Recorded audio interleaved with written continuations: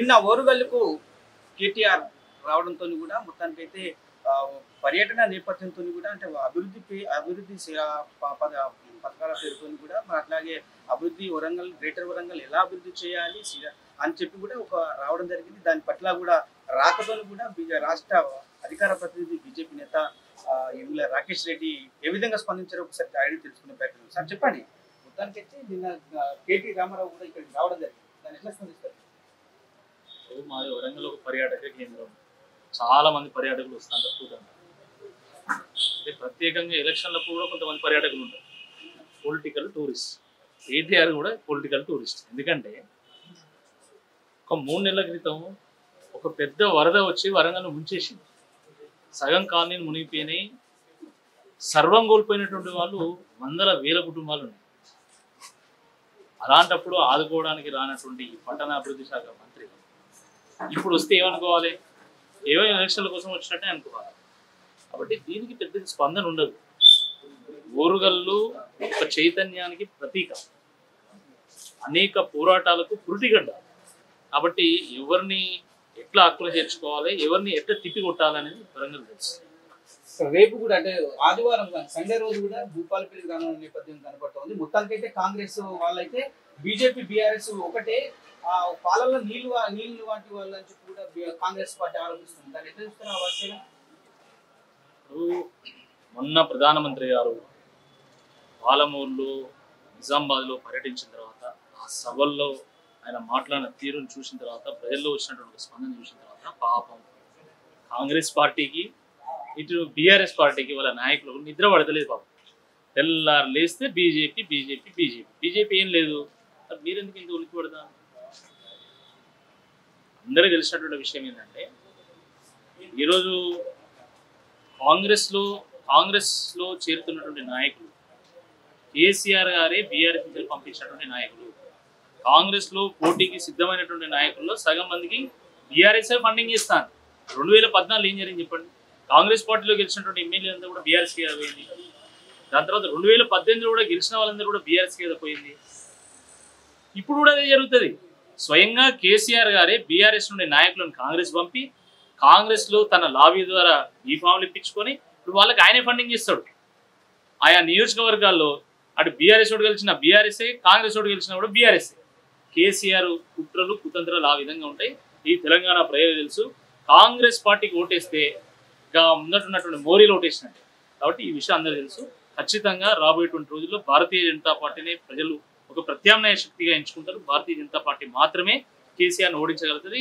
Bharatiya Janata party మాత్రమే కేంద్ర ప్రభుత్వం యొక్క సహకారంతో డబుల్ ఇంజన్ సర్కార్ ఏర్పాటు చేసి తెలంగాణలో ఒక ప్రజాస్వామ్యాన్ని నిర్మాణం చేయడమే కాకుండా ప్రగతి పథంలోకి తీసుకెళ్లగలుగుతారు. ఓకే సార్, చివరిగా చెప్పండి, నడ్డా కూడా ఒక బీజేపీ నేతలు కూడా ఒక మొత్తం హంగు అంటే తెలంగాణ రాష్ట్రంలో ఒక ఎన్నికల తర్వాత హంగు ఏర్పడుతుందని చెప్పి వాటి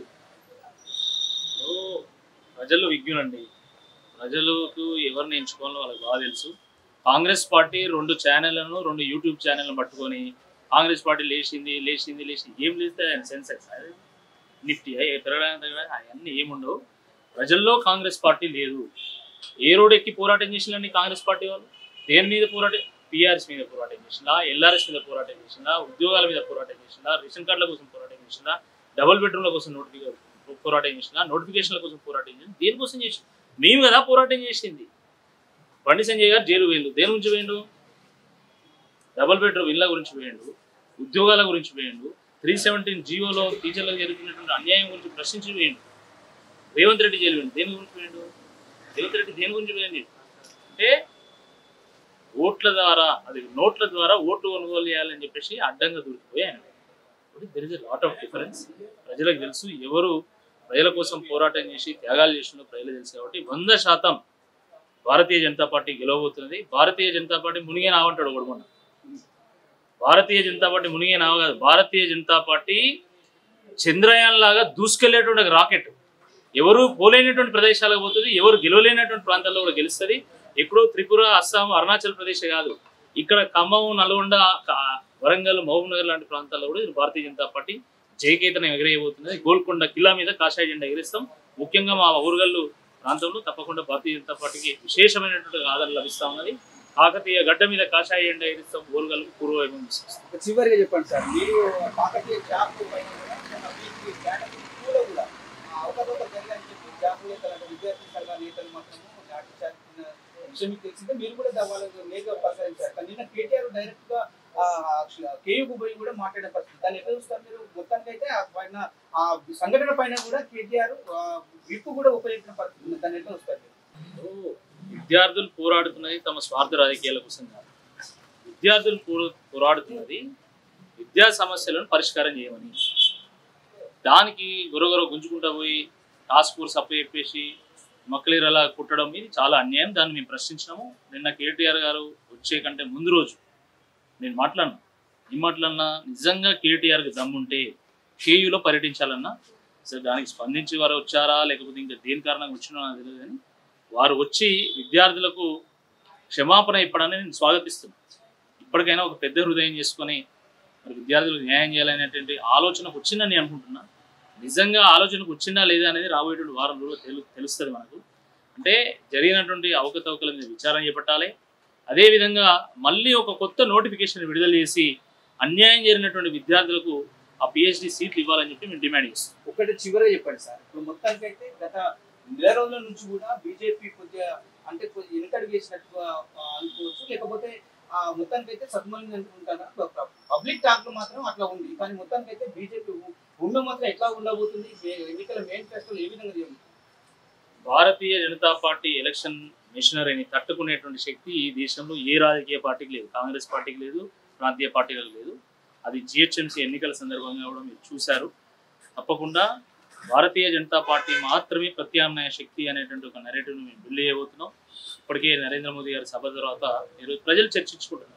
అంటే అబద్ధాన్ని పదే పదే చెప్పి దాన్ని నిజం చేసేటువంటి ప్రయత్నం ఇటు కాంగ్రెస్ పార్టీ అటు BRS పార్టీ కలిసి చేసినాయి.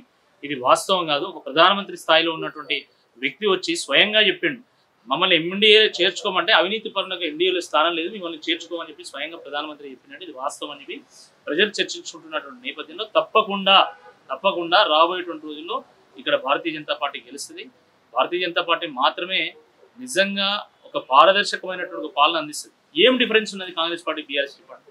రెండు కుటుంబ పార్టీలే, రెండు అవినీతి పార్టీలే, రెండు ప్రజలకు తీరని అన్యాయం చేసినటువంటి పార్టీలే, రెండు మైనార్టీలను భుజగించేటువంటి పార్టీలే. ఏం డిఫరెన్స్ క్రియేట్ అయ్యింది? భారతీయ జనతా పార్టీ అధికారంలోకి వస్తే సామాన్యులు సైతం గెలుస్తారు, ప్రజాసేవకు అంకితమైనటువంటి వాళ్ళు గెలుస్తారు, నిజంగా ఒక ప్రజాస్వామ్య స్ఫూర్తితోనే నడిపేటువంటి వాళ్ళు ముందుకు వస్తారు. కాబట్టి భారతీయ జనతా పార్టీని గెలిపిస్తారు. ఇప్పటికే రాష్ట్రం దివాలా తీసింది. కేంద్ర ప్రభుత్వం యొక్క సహకారం లేకపోతే రాష్ట్రం ముందుకెళ్లేటువంటి ఒక పరిస్థితి లేదు. ఈరోజు జీతాలు ఇవ్వాలంటే అప్పులు చేయాల్సినటువంటి పరిస్థితి. కాబట్టి కేంద్ర ప్రభుత్వం యొక్క సహకారం కావాలన్నా, కేంద్ర ప్రభుత్వం యొక్క ప్రత్యేకమైనటువంటి ప్యాకేజీలు, నిధులు, ప్రాజెక్టులు కావాలన్నా కూడా ఇక్కడ భారతీయ జనతా పార్టీ ఉంటే ఒక సమన్వయంతో ముందుకెళ్తాయి. కాబట్టి తప్పకుండా ప్రజలు కూడా విజ్ఞులు కాబట్టి ఆలోచిస్తారు. లాస్ట్ చివరి చెప్పండి సార్, మీరు ఏం చెప్పదలుచుకున్నారు? బీజేపీ నేతగా ఇప్పుడు వరంగల్ పశ్చిమ నేతగా ఉన్నారు, పశ్చిమ ఆశాభావులుగా వ్యవహరిస్తున్న పరిస్థితి కనపడుతుంది. ప్రజలకు ఓరుగల్లు ప్రజలకు ఏ విధమైన సందేశం లేదు? ఓరుగల్లు ఒక చారిత్రక నగరం, ఒక కళా రాజధాని, ఒక సాంస్కృతిక రాజధాని. 400 సంవత్సరాల పాటు కాకతీయులకు రాజధానిగా విరాజిల్లినటువంటి ఒక ప్రాంతం. ఇక్కడ పరిపాలించినటువంటి పాలకులు అది కాకతీయులైనా కూడా, లేకపోతే ప్రజాస్వామ్యంలో ఎన్నికైనటువంటి వాళ్ళు, అది ఒక అగ్రవాచారి కావచ్చు, ఒక రంగారావు కావచ్చు, ఒక మందాడి సత్యనారాయణ రెడ్డి కావచ్చు, ఒక ధర్మారావు కావచ్చు, వీళ్ళంతా కూడా ఓరుగల్లు యొక్క ఔన్నత్యాన్ని పెంచినటువంటి నాయకులు. ఓరుగల్లు అంటే ఢిల్లీ అదిరేది. జంగారెడ్డి గారు ఇక్కడి నుంచి పోతున్నాయంటే ఢిల్లీలో చర్చ అయ్యేది. కానీ ఈ వరంగల్లో గెలిచినటువంటి ఈ డూడు బస్వన్న లాంటి ఎమ్మెల్యేల వల్ల, వీళ్ళ కబ్జాల వల్ల, వీళ్ళ దొంగతనాల వల్ల ఈరోజు ప్రజలు తలదించుకునేటువంటి పరిస్థితి వచ్చింది. రెండో రాజధానిగా విరాజిల్లాల్సినటువంటి ఈ ఓరుగల్లు నగరం ఈరోజు ఎంతో వెనుకబాటుకు గురవుతున్నది. కాబట్టి ఇక్కడ అనేక మంది పేదలుగానే మిగిలిపోతున్నారు. ఇక్కడ చదువుకున్నటువంటి వాళ్ళకి ఉద్యోగాలు రావడం లేదు, చాలా వెనుకబాటుతనం ఉన్నది. కాబట్టి వరంగల్ అభివృద్ధి చెందాలన్నా, ఓరుగల్లు యొక్క ఔన్నత్యాన్ని నిలబెట్టాలన్నా, ఓరుగల్లు ప్రజలు తలెత్తుకొని మేము వరంగల్ వాసులమని చెప్పుకోవాలన్నా కూడా తప్పకుండా భారతీయ జనతా పార్టీ మాత్రమే ఇక్కడ నిలవాలి. భారతీయ జనతా పార్టీ మాత్రమే నగరవాసుల యొక్క అవసరాలను గుర్తించి దాని తగ్గట్టుగా పరిపాలన చేస్తుంది. ఇప్పటికే నరేంద్ర మోదీ గారు అనేక పథకాలను, ప్రత్యేకంగా స్మార్ట్ సిటీ, హృదయ సిటీ, అమృత్ సిటీ లాంటివి, రామప్పకు యునెస్కో కానీ, లేకపోతే మన వరంగల్ సిటీకి గ్లోబల్ లెర్నింగ్ సిటీ కానీ ఈ గుర్తింపుని తీసుకొచ్చింది. కాబట్టి రేపు ఇక్కడ బీజేపీ ఎమ్మెల్యేలు గెలిస్తే తప్పకుండా దేశంలోనే కాదు ప్రపంచంలోనే ఒక ఆదర్శమైనటువంటి ఒక నగరంగా మేము తీర్చిదిద్దుతాం. కాకతీయుల నాడు ఓరుగల్లు ప్రపంచానికి ఆదర్శం. ఇది triple tea, temple tank town అనేటువంటి ఒక పాలసీతో వాళ్ళు పరిపాలించు. మళ్ళీ అటువంటి పాలన రావాలంటే అది బీజేపీతోనే సాధ్యం. కాకతీయుల పాలన కేవలం కమలంతోనే సాధ్యం అనేటువంటి వాస్తవాన్ని ప్రజలకు వివరించండి.